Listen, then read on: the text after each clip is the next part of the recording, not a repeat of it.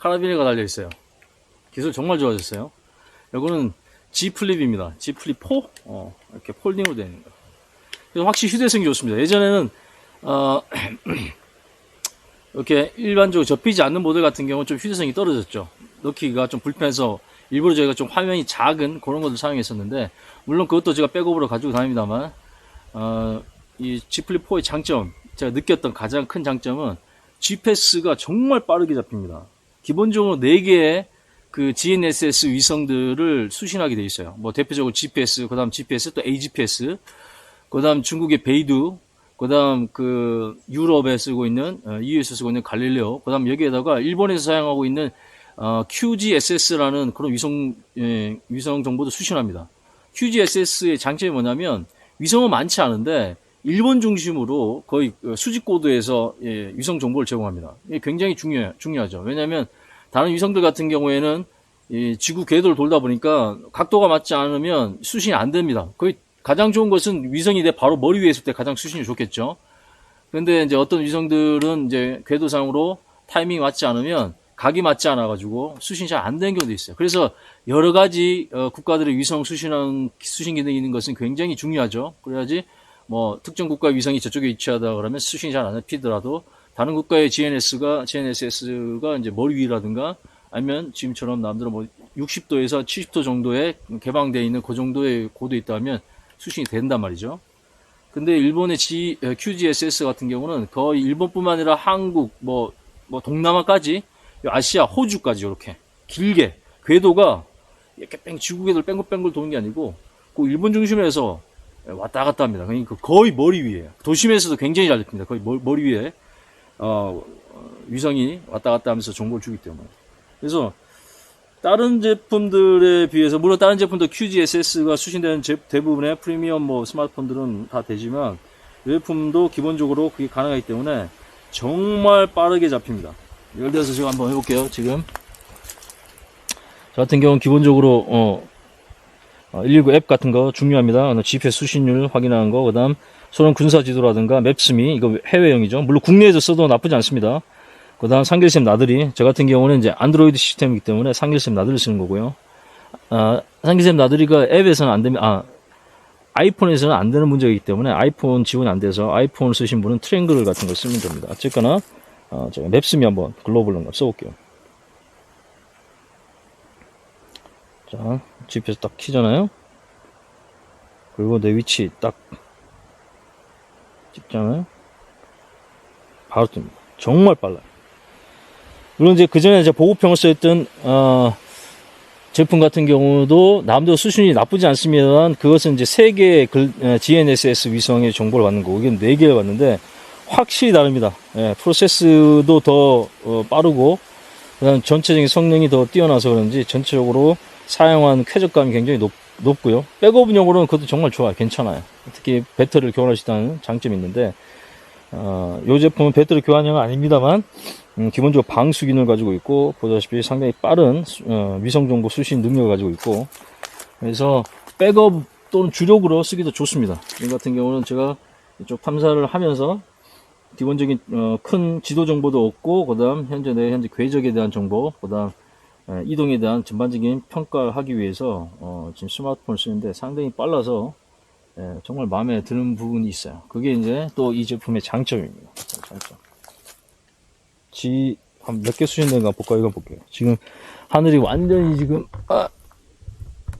뭐 계곡이긴 한데 요런 곳이 사실은 전파의 음영 지역일 가능성도 있습니다. 지금 위가 뚫려 있어서 지금 좀 위가 뚫려 있고 주변만 암벽으로 쌓여 있어서 글쎄요. 제가 한번 테스트를 해봐야 되겠지만 봅시다. GPS 테스트를 딱 누르잖아요. 이거 상태 딱 누르면 지금 GPS, 그 다음 러시아에 사용하고 있는 글로나스, 그 다음 EU에 사용하고 있는 갈릴레오, 그 다음 일본 거 좀 잡혀있죠. QGSS가 잡히고, 그 다음 베이두가 엄청 잡혀. 상당히 빠르게 이 위성 정보를 수신할 수 있고, 그만큼 전파 음영 지역이라 할지라도, 그 다음 위성에 대한 신호가 약한 부분, 그런 취약한 지역이라 하더라도, 이 정도 성능이면 그래도 한 4, 5개 이상 잡아서 어느 정도 위치를 파악하는 데 문제 없을 것 같습니다. 이렇게 다양한 궤도를 가지고 다양한 국가의 위성 정보를 수신할 수 있는 능력을 가졌다고 하면, 저것 때 상당히 조난 상황에서 유용하게 분명히 사용될 수 있는 그런 장점이 있습니다. 자, 첫 번째 제가 느꼈던 장점은 GPS 수신율이 상당히 빠르다는 얘기예요. 도시 지역에서 그렇고, 지금 야외 산에서도 여러 번 테스트 해봤는데 상당히 빨리 잡힙니다. 다른 어떤 스마트폰이라든가 제가 가지고 있는 이 스마트워치에 비해서는 상당히 빠르게 잡힌다는 거. 제가 무선 충전이 가능한 보조 배터리를 가지고 있습니다. 자, 이 제품인데 이 보조 배터리 같은 경우 무선 충전이 됩니다. 무선 충전이 되기 때문에 딱 별도 이제 케이블 연결 없이, 그리고 이것도 생활 방수가 되고요. 얘도 기본 완전 방수가 되기 때문에 그냥 약간 습하거나 젖은 환경에서도 그냥 위에 올려놓게 되면 충전이 됩니다. 그 부분에서 굉장히 큰 장점을 가지고 있어요. 볼까요? 이건 케이스가 좀 두꺼워서 케이스를 벗겨내야 됩니다.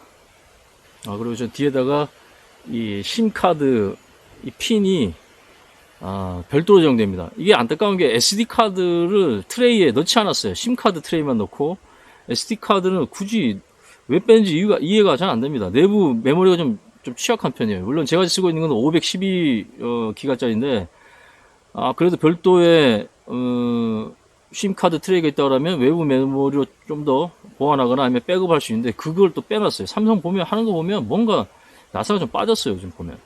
그래서 심카드 이 트레이를 비상상황에서만 이게 고장났거나 배터리가 완전 방전돼서 충전할 수 있다 그러면 제가 가지고 다니는 저는 백업 통신 장비로 심카드를 옮겨야 되는데 그때 이 핀이 없으면 아주 곤란하겠죠. 그래서 아예 저 같은 경우는 뒷부분에 테이프로 핀을 심카드를 빼는 핀을 이렇게 별도로 붙여놨습니다. 어쨌거나 이렇게 돼요. 자, 이 제품 이거는 보조 배터리인데 이거는 무선 충전이 됩니다.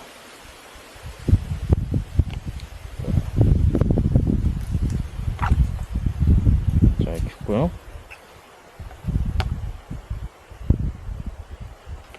충전이 안 돼.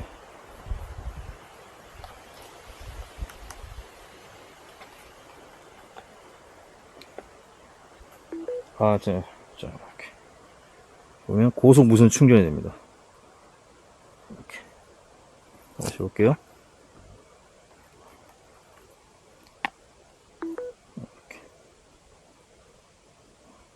무선 충전입니다. 그것도 고속으로 되죠. 그래서 요런 어떤 장점들이 있어서 확실히 X5보다는 진보된 생존용 스마트폰으로도 가치가 있다 이렇게 얘기할 수 있어요.